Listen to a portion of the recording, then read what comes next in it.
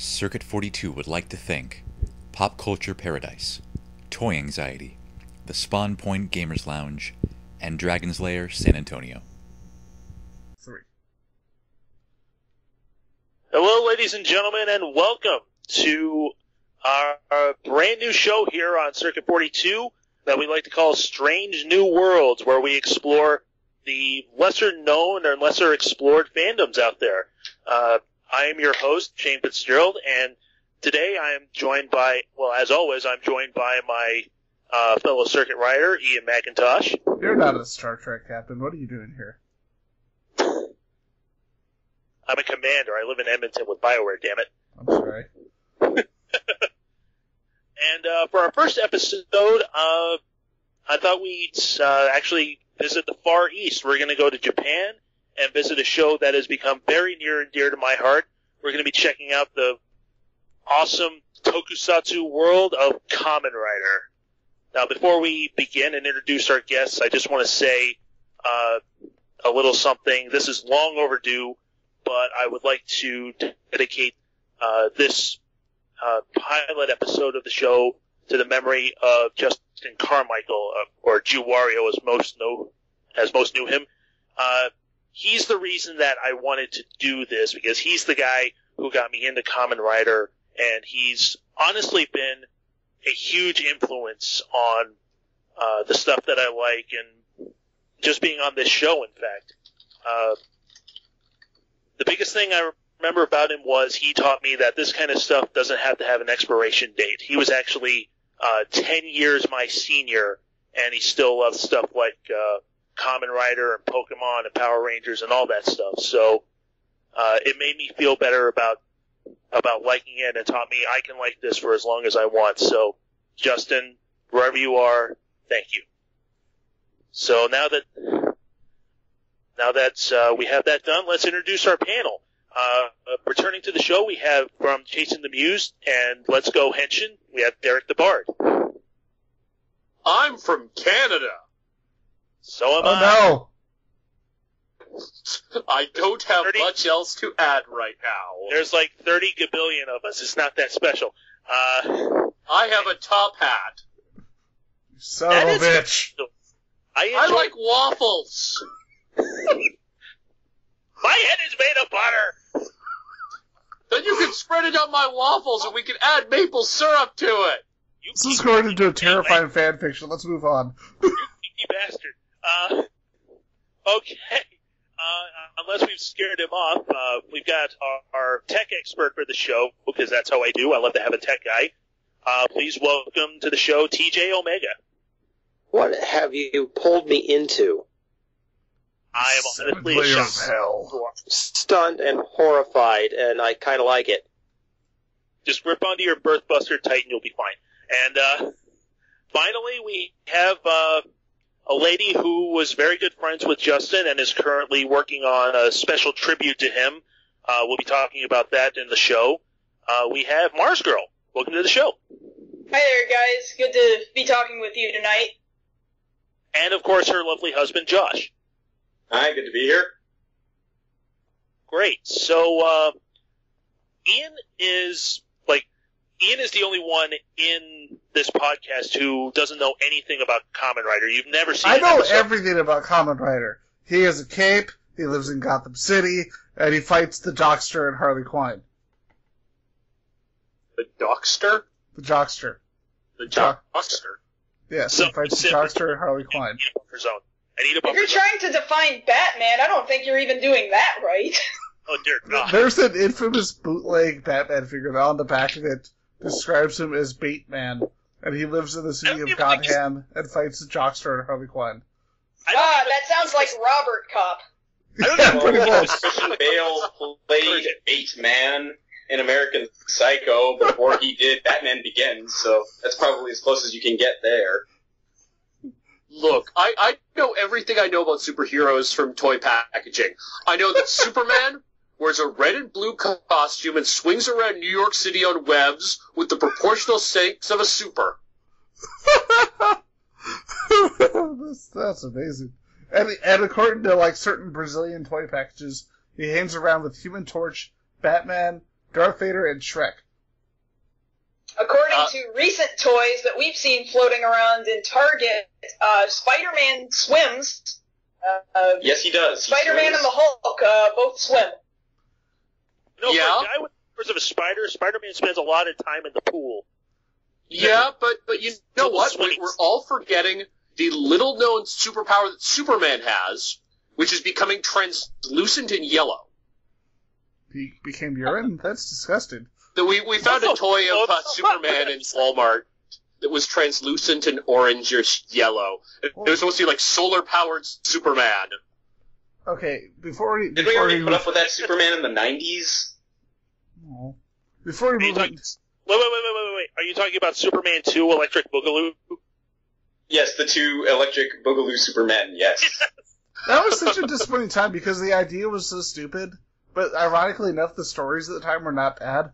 So everyone's like, this idea is stupid, let's not read these. And it's like, Grant Morrison's writing Justice League right now. No, Lightning. That was a disappointing time. Pretty sure we were supposed to be talking about Kamen Rider today. True. This is what I was told. This is why I'm here. Alright. So just talk off more knockoff toys. I know plenty. Okay, Kamen Rider's had hit its share of bad knockoff toys, let me tell you. Oh, I've seen them. That should be the devotion of the show, with bad knockoff toys and Kamen Rider. Alright, Shane, you can go. So, okay. You know, I've never run an RPG, but I now understand how Big Mike feels. But that's another matter entirely. So basically, to kind of understand it, Kamen Rider is what's known as a tokusatsu, which is essentially superhero action drama. It's where we get stuff like Power Rangers. It's actually where we get stuff like Godzilla. So effectively, it's Japan's version of the superhero genre that we have today.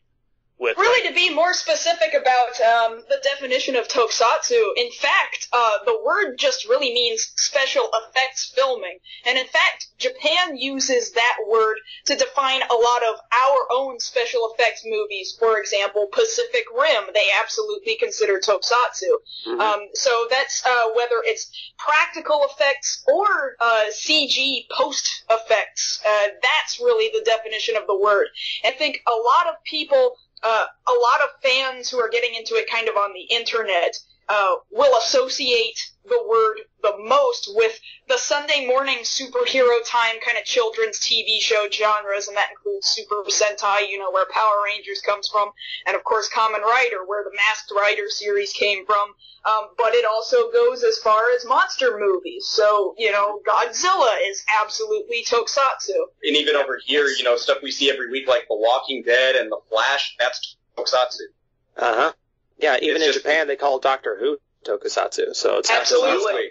That brings up an interesting point, because something I've noticed with Kamen Rider as a whole is that its history kind of parallels Doctor Who in the sense that it does a little, actually. It's got two distinct like sections to it. Like you've got the classic Who and what's known as the Showa Riders, which is like the first era of Kamen Rider, and then there was kind of a hiatus where it was not regularly producing shows, but there were still like movies. Like we had one TV movie for Doctor Who, which we'll not talk about anymore ever. And there's nothing wrong with the Eighth Doctor. Oh, nothing wrong with the Eighth Doctor as long as you like radio. But Eric Roberts. Well, I'll admit it's better in a book or a radio drama, but you know I wouldn't have even started to if it hadn't been for that TV movie.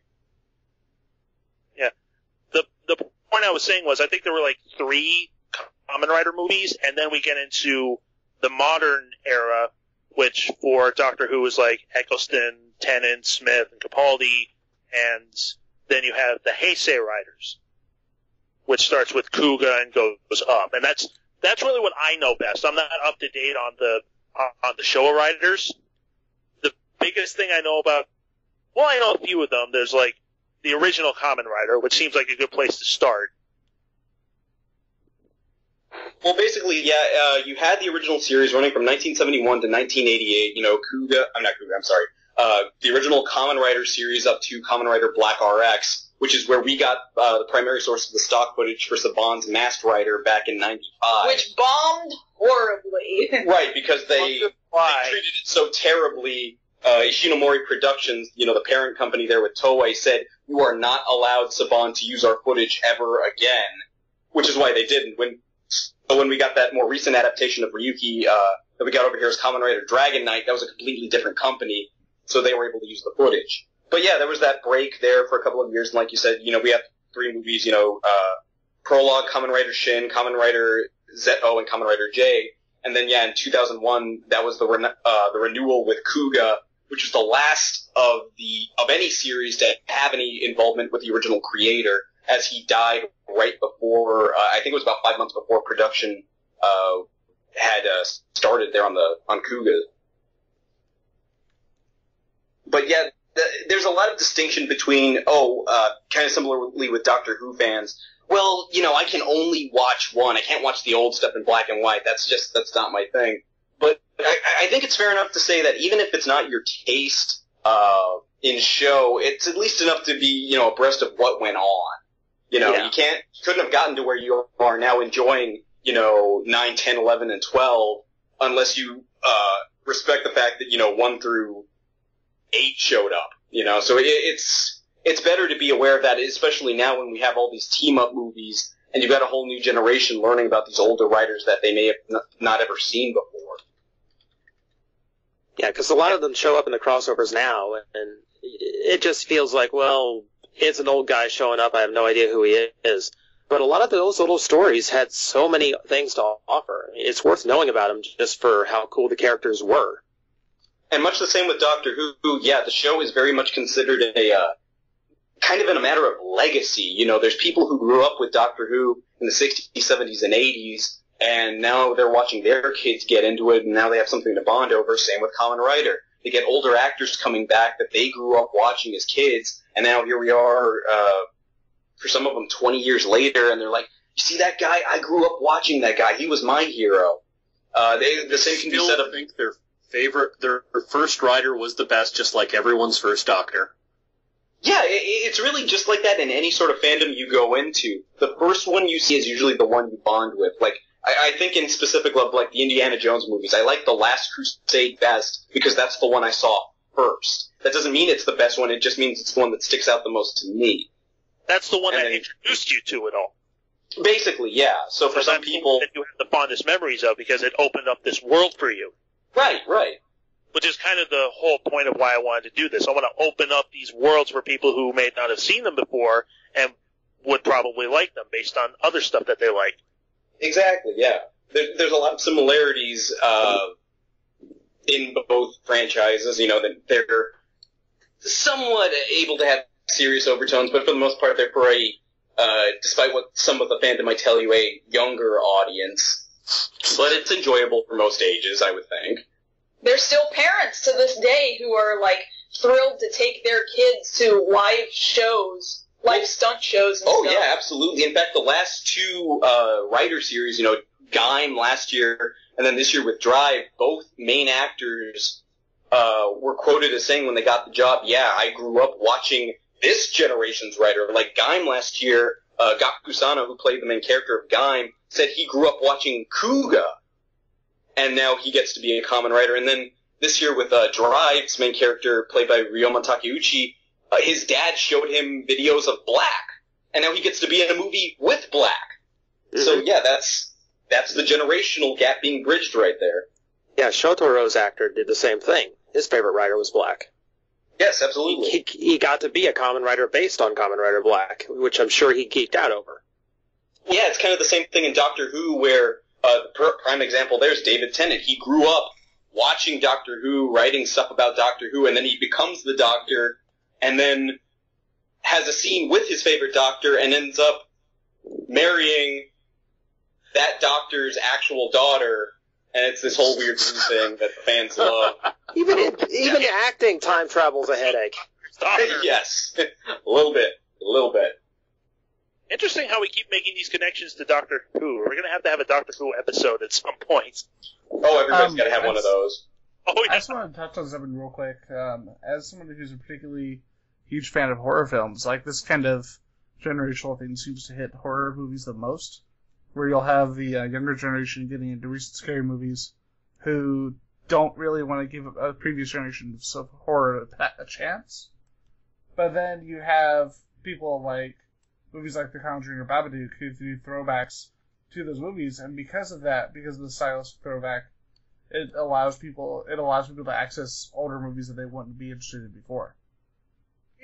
I think that's true. I frequently, because Kamen Rider, of course, I am somewhat a fan of Kamen Rider. Josh clearly is the super knowledged encyclopedia, whereas my encyclopedic knowledge kind of lies with Final Fantasy. So I end up kind of on a daily basis with Josh making comparisons between Final Fantasy and Kamen Rider. And so, interestingly enough, if you are kind of a newbie to Kamen Rider as a franchise, for the most part, you can just pick a series that you think looks entertaining to you and just go, because aside from just one series, that series being Kamen Rider Decade, you really don't have to know anything about any previous Kamen Rider iteration.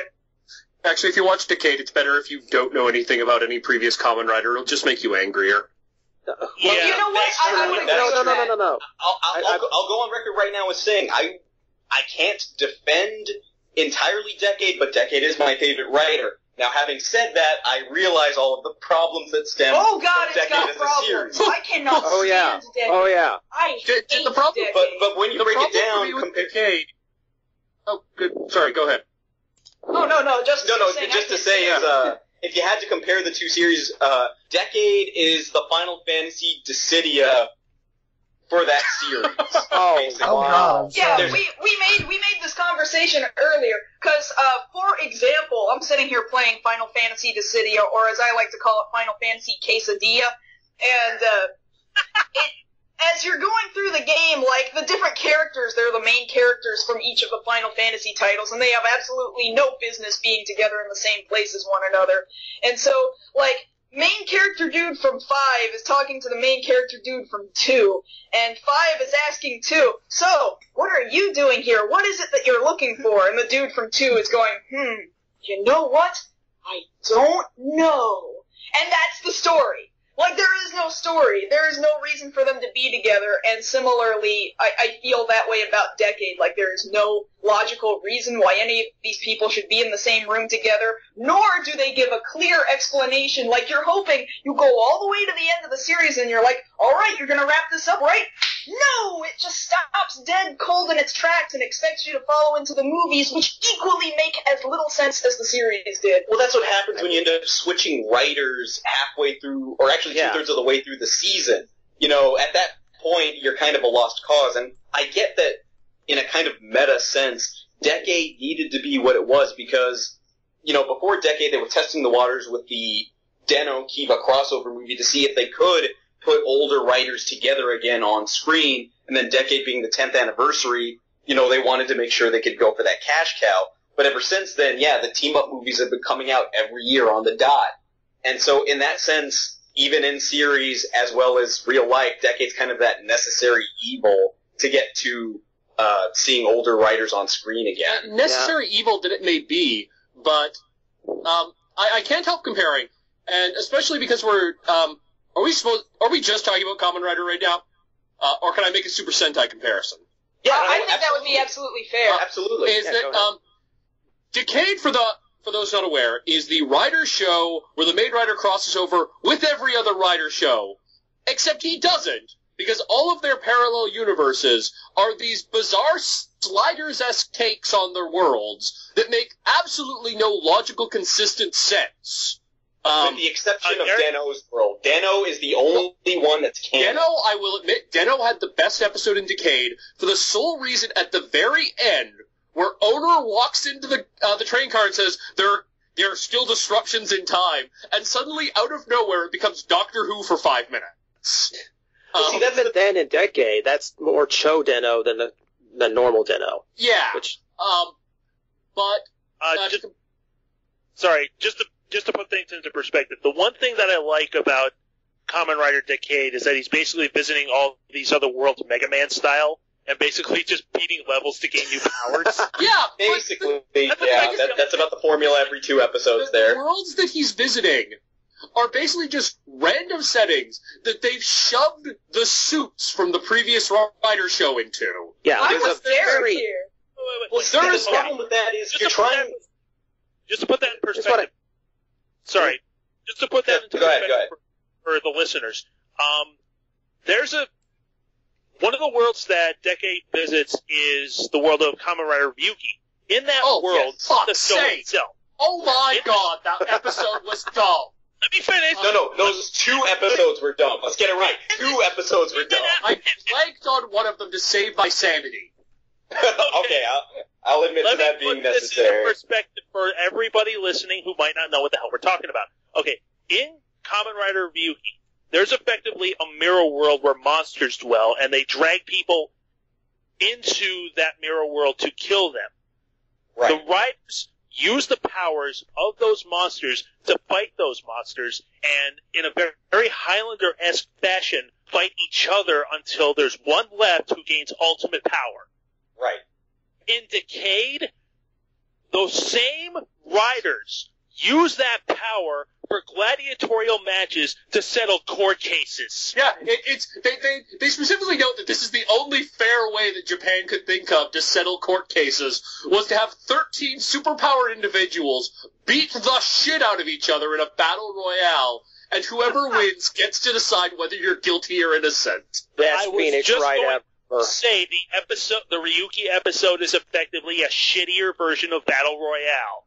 Well, no, So, guys, All they were quick missing thing. was it's beating the slider. cat. It's straight up sliders. They randomly enter a new world. One of them accidentally commits a crime, and they can't slide out of there because the timer says so. So they have to deal with that world's kooky version of how justice is done. There were at least 5 Sliders episodes with that exact same premise. So you're saying it's Slider Season 5? Yes. Pretty much. Or could it also be said that if the previous one was Highlander, this would be less Highlander 2 and more Highlander the Source? No, this is Highlander 2. This is Highlander 2 by its very definition. Regular Kamen Rider is Highlander 1. The actual Highlander. Every decade, Regular opportunity Ryuki. travels to Regular Hi- Ryuki. Yeah, regular Ryuki is Highlander 1. Ryuki in Decade is Highlander 2. That has absolutely no relationship to the rest of Ryuki, except that the actors are still there, and they're still called the same character names. Except in Kiva's Sort of. case, where Kiva actually exists, but when he visits Kiva's world, it's a kid. Which worked out so well for Turbo. God. Oh, hidden below. I can open that. Did somebody just reference that fucking 10-year-old Blue Ranger? Yes! Yeah. I have to go kill somebody now. I'll be right back. Where's my gun? But that just made me realize something really, really bad. The current Kamen Rider series, as of this podcast, is Kamen Rider Drive, where it's a little bit different. I should specify most of the riders are motorcyclists. They have bikes. This one has a car, and his power comes from being able to like switch out little cars on his belt and his friggin' wrist. And It's important to remember, kids, that Kamen Rider is a merchandising-driven show. Every season has invented more swag that you can bug your parents to buy with their hard-earned yen.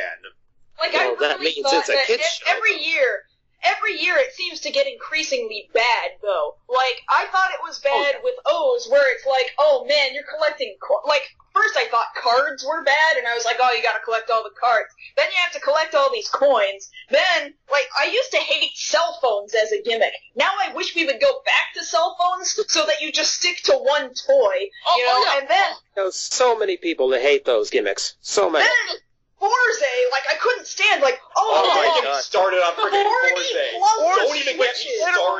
started. 40 plus switches to purchase, 40? alright? Yeah. And now I like the one with the fruit. plus the variants, plus the ones based on riders, plus Exactly. And the variant one, that's true. My God. But what's funny is, this whole thing... Wait. Okay. I gotta get into something for a minute because, not to be racist, but being a Japanese show, there is some weird shit that goes on in the entire history of Kamen Rider, and I just remembered one that just breaks my brain a little bit.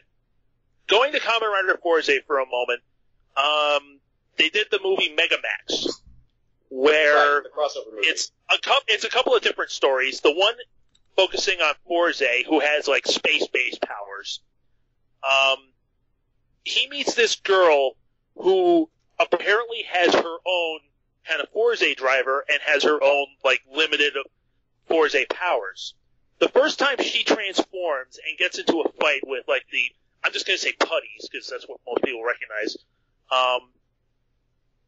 It's supposed to be like this really cute thing where she's like kicking guys over and over. She like ducks and backs up, wiggling her butt and all this stuff. She gets into this one point where she basically does a camel clutch on a guy, and it's really goofy looking. And then all of a sudden, she snaps the fucker's neck. She did do that, yeah. This show sounds awesome. And immediately butt bumps another one through a wall. Wait, I'm like, are we talking about the alien that specifically Yes. formed itself to be Gentaro's girlfriend? Yeah. Yes, that's the one. Nadeshko. as if it wasn't weird enough. Well, yeah. Yeah, he fell in love with alien space goo, and still loves her Yeah. to this day. Yeah, it's Yeah, like an that- alien that's T-1000. It's Gentaro. He made friends with a giant robot. Hey guys, you're going to last because my only Kamen Rider exposure is the one with the fruit, which I thought was really funny. Gaim was Okay. awesome. It was so dark. Gaim was surprisingly good. Gaim was good to a point, and understand too that it was written by the same guy who wrote the anime Madoka Magica. Gen Urobochi. So really, if your introduction to Kamen Rider is through Gaim, and perhaps you already know Madoka Magica, you might have a good idea where that's going, because there'll be people screaming at you, "It wasn't what I thought it was!" So basically, it's going to start off Yeah. zany and become horrifying. Because Yeah. I've liked Madoka and I've liked Psychopaths, and those started off as your stereotypical anime. They quickly became terrifying. Exactly, Yeah, and because Gen Urobochi wrote it, he wrote it exactly the same way he already wrote Madoka. So you kind of already that was maybe my one unfortunate thing about it, was already knowing who wrote it, because then I sort of had an idea what direction it was going to go in. But I wasn't entirely disappointed.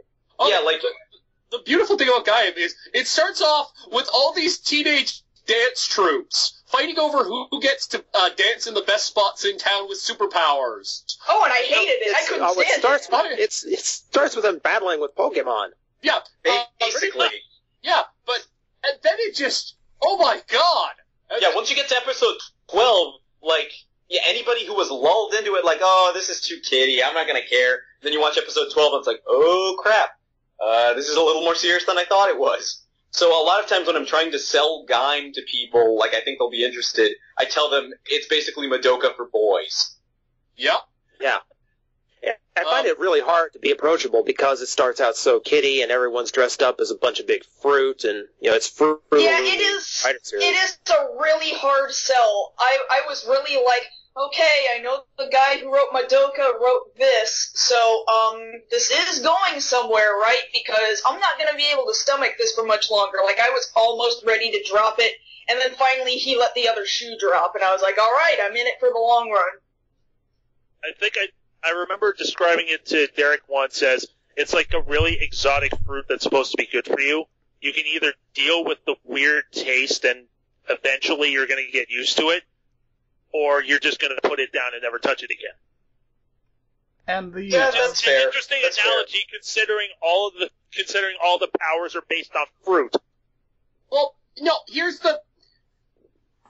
Conceptually speaking, what Gaim is based around is not fruit. Fruit is a theoretical gimmick because the whole show is based around this magical forest, magical evil hell forest, Right. and all of their gear is reverse engineered out of the evil magical hell fruit that you find in it. What it is they all look like warriors. There are knights, samurai, various nationalities of warriors in it. And that's the whole theme that their outfits take. with the troops then transforming their weapons and thus the style of warrior that they are. Yeah, it's a primarily samurai kind of outlook. Also, the name of Yggdrasil and a lot of other words they use kind of is based on, like, this Norse mythology. Yeah, so they go all over the place. A little bit from everything, actually. Kamen Rider Bravo, the greatest Kamen Rider to ever walk the earth. Arguable. Styled after a Roman centurion. Derek, may I quote you for a second?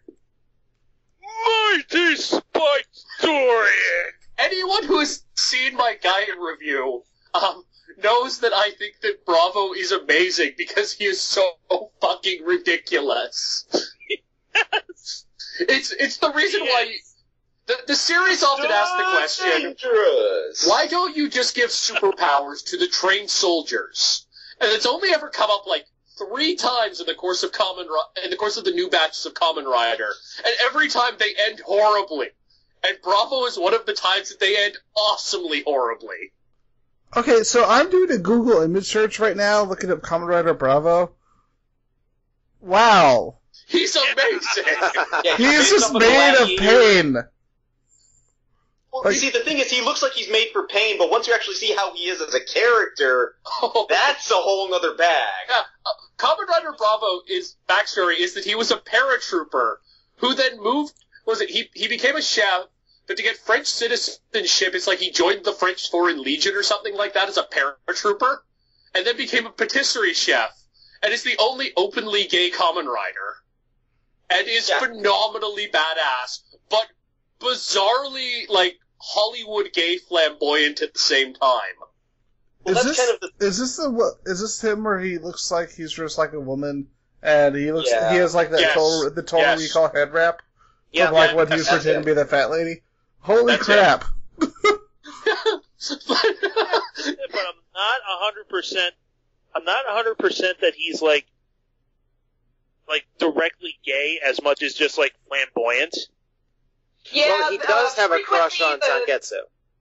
Kind of. Like, it's never, like, 100% fully addressed. There's, like, maybe a respect and a little bit of an attraction, but I don't know if you can straight up call it a sexual attraction. Like, they approach this topic both with him and with what's his dress like a woman selling donuts from Wizard. Yeah. Yeah. Well, they're even doing it this season between Heart and Brain in Drive. Like, they've been trying to get those themes in there the past 3 years or so. Oh yeah. Without, outright saying, "Oh, this is what's going on," but they hint pretty strongly. Now, there's one thing I've got to mention. One of my favorite series, and I do want to get into like favorite series after I say this. One of my favorite Kamen Rider series is Den-O, because it comes right after Kabuto, which is, in my opinion, pretty stuck up its own ass. Kabuto was my gateway, so like I hold Kabuto in a certain regard. However, I did have a lot of fun watching Den-O, so I'm with you on that. Yeah, it's like Kabuto is got good action. I like the design of it, but I had a really hard time finding a character that I liked until Gattack came along, who, for those listening, is effectively a Japanese Stag Beetle version of fucking War Machine. Well, the thing with Kabuto is that Kabuto himself is an asshole. He is a phenomenal, I'm perfect, the sun shines out of my ass, asshole. Almost literally, that's what he says. Here's how he introduces himself. I walk the path of heaven, and I shall rule over everything. Yeah. And he's the hero. That really turned me off of Kabuto. I was extremely turned off of Kabuto for that reason. Kabuto, see, that's actually part of the reason I liked Kabuto. He gets a hold of his transformation device, the Kabuto Zector, and he literally goes on for like 2 minutes about how I have been living for this moment. I have been training for this moment. This is my destiny. And in the back of my head, I just hear CM Punk going, if he says destiny one more time, I swear to Jeebus, I'm going to start drinking. But it's beautiful how he gets the belt, is he steals it from the guy who's built himself up as like, I'm going to get to be a rider. I'm going to finally be somebody. See, that's what I love about that. There's nothing to love about that. There's everything to vehemently despise about that. That's personal opinion. He's the second Ant-Man. He just stole the technology from the last guy. Well, no, it's the reason I like Kabuto and I like Den-O so much because they flipped the script on it. Kabuto instead of being the hero, because you watch that first episode and you're there thinking, oh, Kagami's going to be the writer. He's got all the characteristics of a writer, but it's not. It's the a-hole. And then Den-O, it's like... And then Den-O... And I swear to God, the first time I watched him transform or henshin, I was like literally fist pumping. It's like, finally a character I can like! No, yeah, that was the whole... I love how they built him up like that.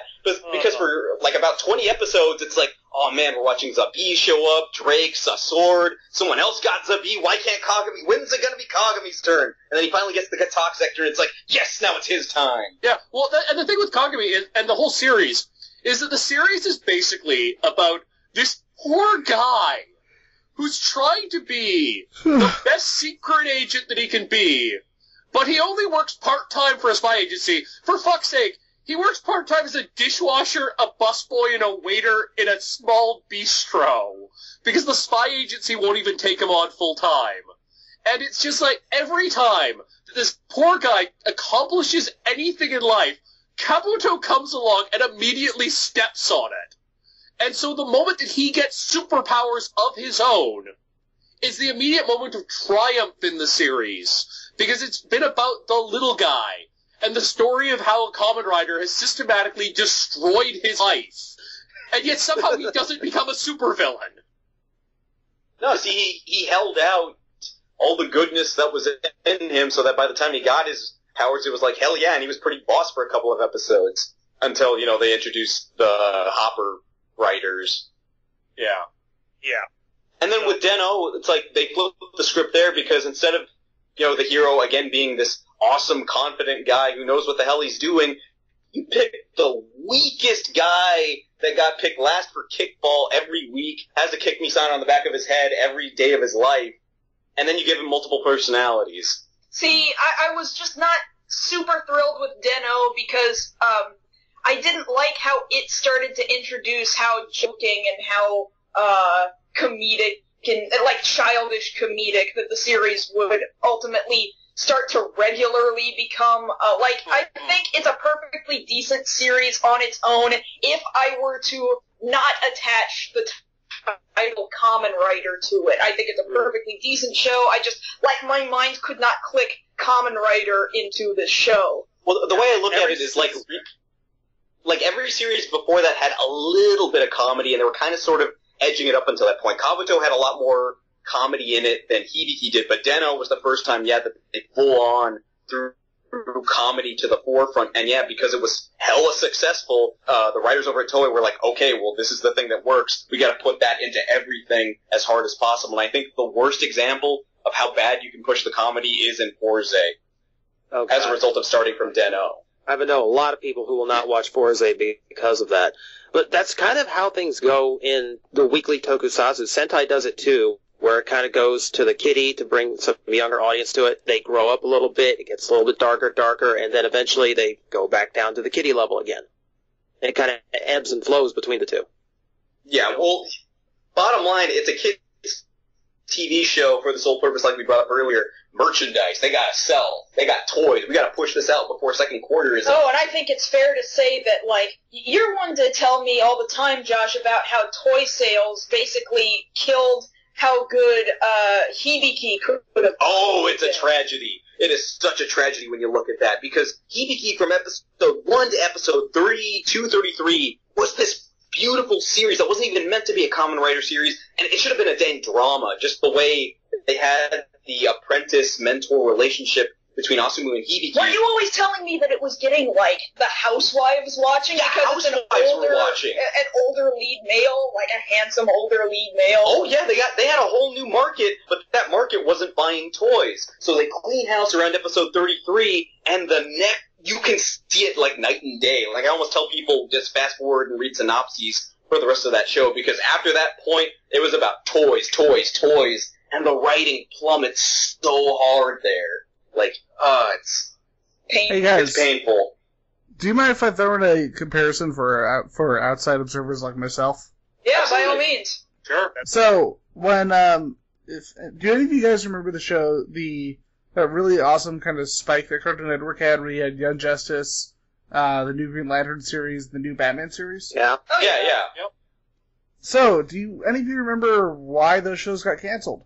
They claimed toy sales, but of course they also weren't making toys. Well, no, for Young Justice, they had made toys, but they weren't pushing them well enough with their marketing. Whereas for something like in that block, like Symbionic Titan, they didn't even make toys, but cited But did toy you hear sales. the bizarre reasoning that they claimed? They said that because it was women in their 20s, like late teens to 20s, who were the most common audience for the audience for the show, they tried to say, oh, they weren't buying toys. First off, the toys they made were crappy. They were Absolutely. really, really bad. I will admit to that. Those things weren't worth the plastic they were printed on. Yeah, that was like 90s level action figure. You couldn't do anything with them. And second, the fan base between like teens to early 20s for women, like you go to a Hot Topic, for example, and see how much merchandise sells from whatever shows people are currently excited about. The main audience buying these are women in their teens and early 20s. Yep. So it's like, yeah, you're not making money off toys, but you're making money off all of this. And then the guys at Cartoon Network, in a moment of pure class, said that, that's not the audience that we don't want to draw the female audience because they're not going to buy toys. And that's why they canceled the show. That. We covered that on an episode of the podcast, and that, like, of all the, like, you gotta have some balls to say that out loud on the internet where women can hear you. Yeah. Like, there's a real big excuse of, well, we made a show for boys and a bunch of girls tuned in. And we've had all this merchandise for boys lined up for a year now, and we don't have anything for girls. Yeah, friggin' guess what? People aren't citing that with My Little Pony. Yeah, no I just said that. It's not stopping My Little Pony from doing well. Which is ironic because that's what they tried to turn Teen Titans into. I did not name the show after that episode of My Little Pony. Yeah, you did. Shut up.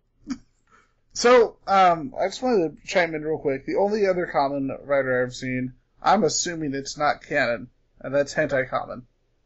No, that's some other... Yeah, the word common, just because they're using the word common just means mask. After all, tuxedo mask in Japanese is actually tuxedo common, and he has nothing to do with Kamen Rider. But tell me this isn't funnier if you assume that Hentai Kamen is canon. Masked Rider, which is where they got the title for that abomination.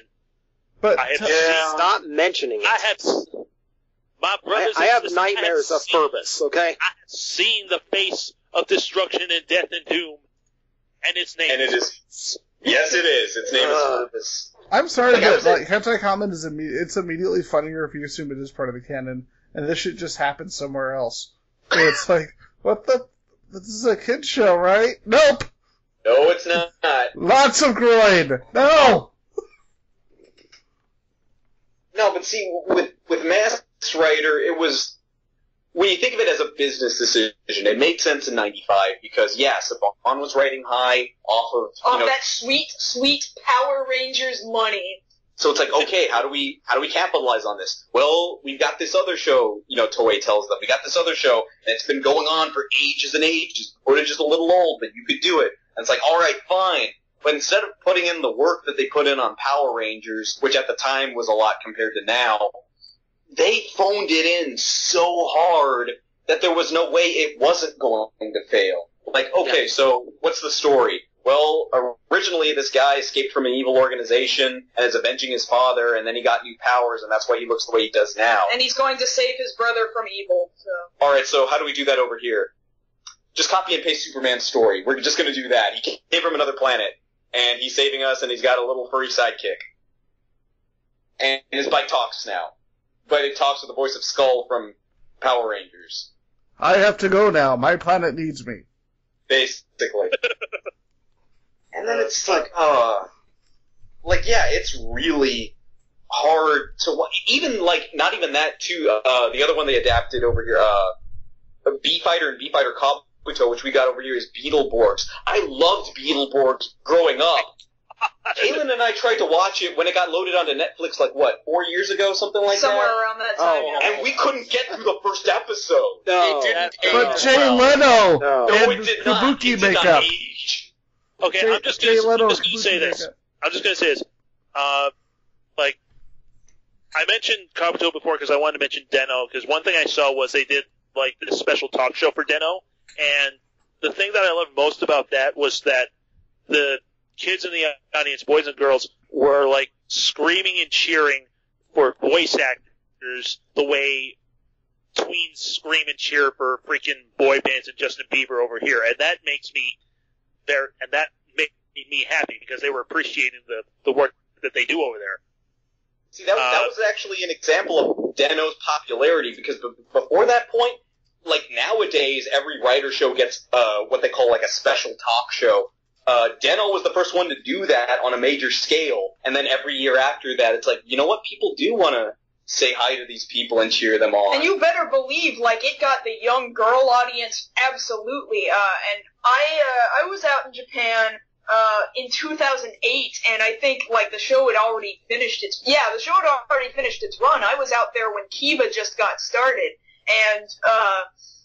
and they were still selling, like, these image CDs for each of the individual characters. Like, you know, they have insert songs throughout the course of any given TV series, and it's like they had to record the exact same song for every single character, but you could only buy them as singles. So if you wanted to get that same song sung by your favorite characters, or like all of the characters, you had to buy like $70 worth of CDs that only had 2 songs on them. You're talking about Double Action? Double Action was one of them. Climax Jump. Climax Jump, yeah, one. Yeah, Climax Jump had its own individual, you know. It like, was what year is it? Like, it's 2015 now, right? So there should be about 75 different versions of Double Action now. Oh, there's about that many for Climax Jump at this point. Yeah, I was about to say it's at least 40, 45. They've actually gone through so many. There is one song that is just every song lumped together. Yeah, like even Zero knows his theme. Yeah.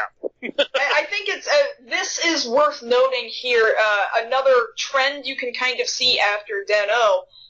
You know, every time he uses the pass on his belt, you've got a different jingle. Now, that made sense at the time, because if you go to Japan and you try to get on any train at any train station, each individual train station has its own unique jingle. And there are, like, train otaku who have all of these train jingles recorded, and, like, there are super, like, I'm not even joking, super train fans, crazy train fans. So the jingles at that point made sense. But ever since Den-O, every single friggin' belt, every stupid little toy had to make its own stupid little jingle, and that was, like, never a thing prior to Den-O. But the thing is, they're like, well, it's selling, and everyone remembers the jingles, so let's keep pushing it. Yeah. And that extends to today. Yeah. That's one of the necessary evils, because kids love the little music that all the belts make. Now, you mentioned Kiva before, and I just have to say that Kiva is definitely near the top of my list for favorite Rider series. I love it for the storytelling and the design, and I'm a sucker for Kiva. I love that belt. Well, Kiva was usually the way I tell people about Kiva is you come for the current storyline, you stay for the 86 storyline. Because I found that to be way more interesting. You stay for Otoya specifically, yeah. Like, the whole thing there where, I think it was right after he first used the Ixa belt, and he's there doing that little 80s otaku dance in the background. Like, that's one of the funny moments that sticks out to me. But, it's funny watching all those, come together, like, the voice of Kiva, you know, they have those talk shows, and people go crazy for Koji Seto, the guy playing Kiva, but then they go equally as crazy for the guy playing Kivat, because, you know, over there, voice acting means so much more to the culture than it does over here. Like, nowadays, you would hear that voice, I think most recently he was Joseph Joestar in, JoJo's Bizarre Adventure. Like, you wouldn't think those two voices were the same, but you listen and it's like, oh yeah, he was in this, and he's in this Toku show. And then that brings in the whole anime audience. Okay, we're actually gonna have to, start doing the wrap up on this, because Ian's got stuff to do in a few minutes. Sorry, guys. Gotcha. No worries. So, Now, here's a question. Actually, so I was just gonna. go ahead. I was just gonna ask because of I know there's a large history to the show. Did you guys want to make this the common show, or did you want to do a second part? If you guys want to come back for part 2, that'd be great because I'm having a ball here. Oh, I could talk about. I talk about this to myself at work. Like, yeah, I got no problem. I'm just picturing no one else in your office. You just standing there. It's like my friend Chowski. He talks about how he'll watch a movie. He'll watch it in the same way that he does his review videos. He'll talk to the movie, like saying stuff like "Movies, stop that!" And his roommate will come and say, "Are you watching a movie or talking to a real person?" "I'm watching a movie." "Oh, okay." No, I'm actually imagining TJ just standing there like Barry from Archer. You know, TJ, this doesn't sound like a good plan. Yeah, there, TJ, this sounds like a pretty bad one. No, yeah, like I'll be there like, okay, here's your change, have a nice day. So anyway, the history of final forms as it pertains to the Heisei era. I'm not saying this. This sounds like the premise for a video right there. So That's perfect setup. Yeah, I'll have a girlfriend come over, and she'll come over to watch the new episode of Kamen Rider, and we won't watch the episode because we spent 2 hours talking about other Kamen Riders. Kamen Rider is great for my wife and I to watch. Because of the subtitles, we can actually read what's going on while we're talking over the show. That was me and Kaylyn during Forze. We talked over the show a lot there. You have to. Well, yeah, That's that was survival necessary instinct. in order to tolerate it enough to sit all the way through it. I'm apparently one of the only people that really liked Forze. No, like I was hard on it when it came out. I'm able to separate myself enough now to say I respect that it exists as a Rider series, and if you like it, that is your decision. That is to say, it's it's not my decision. Like that. Well, it's no double. No, double was just. I tried to use double as a gateway. Like, I definitely want to get into that when we do part 2. Yeah, like, you're talking to someone who owns. You're talking to someone who owns like 200 Gaia memories. Yeah. Hey, I'm looking at my belt right now. Museum memories too. I actually I'm looking at the tower of my computer where I've got the SH Figuarts, Ryuki and Drag Redder, Meteor, Forze, and for some reason Deno up there. I'm looking at mine. What am I looking at right now? The Double Driver, the Ixa belt, the Sengoku Driver, and an old Sochaku Deno figure. And that's not even mentioning all the things we had to sell just to get married. Not also counting all my fig arts that I have in boxes right now. I've got this nice wall in my room where I've got all the main Rider Heisei belts from Kuga to Drive lined up.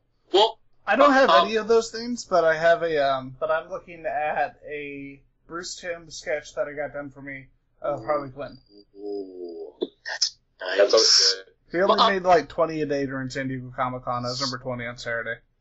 Nice. I'm moving soon, and when we were looking at houses, one of the things my wife and I were looking at was where I can set up studio space in the basement. And I'm pointing at walls. I'm going, that wall's going to be a green screen. That wall I'm going to hang all my Nerf guns and Rider belts off of. So, see, we've got some of my Rider stuff out here. We've got a whole other room for Nerf guns. Yeah, they have to be two completely separate things. Well, yeah, for you two, you're like the Nerf gun fanatics. Yeah, that's a completely different topic.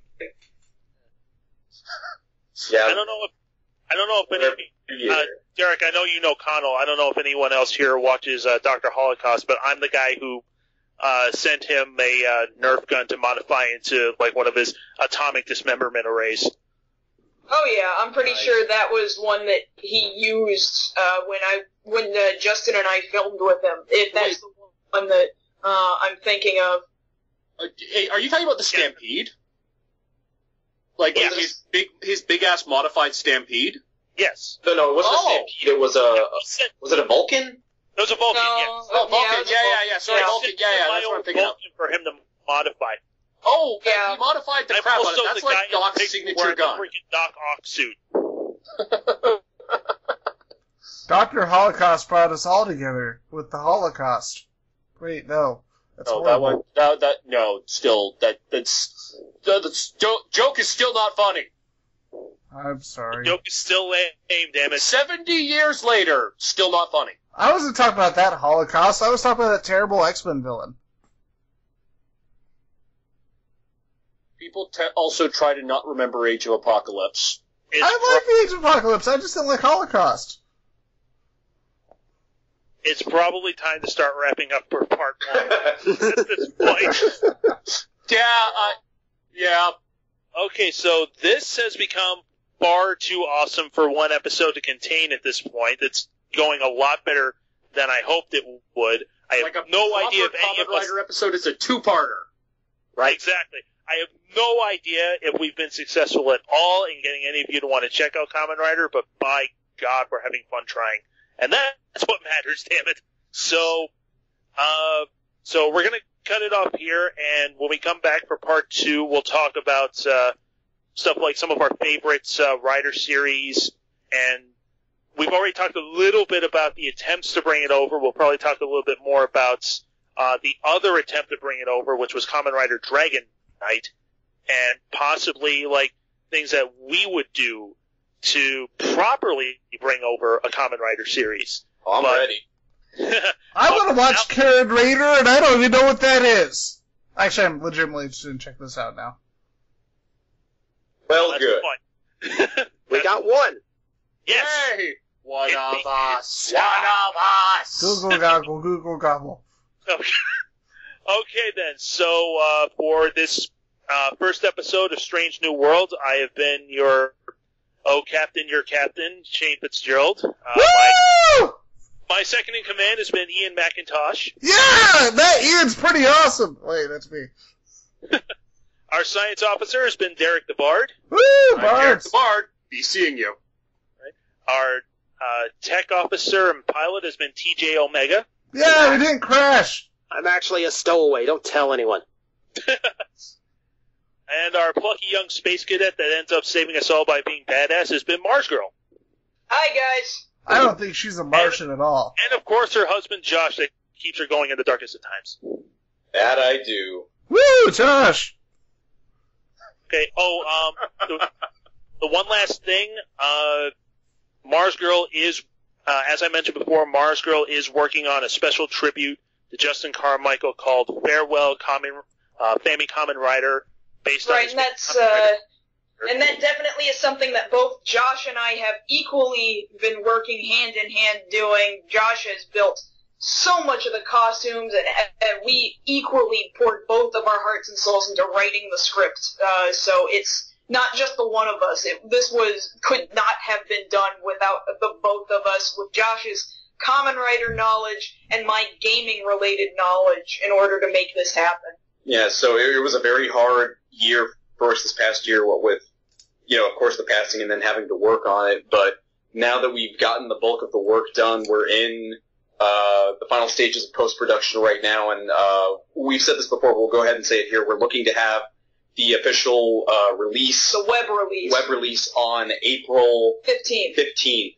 So that's just about 2-3 weeks from now. So hopefully everybody will get to watch that and see this tribute that we've made. And the MagFest preview basically went very well, and so I think you guys will like it. Excellent. I definitely want to talk more about that when we come back for part 2. So, absolutely. All right. So to finish up part 1, can I get a henshin from everybody? Henshin. Excellent. All right. We will see you all next time.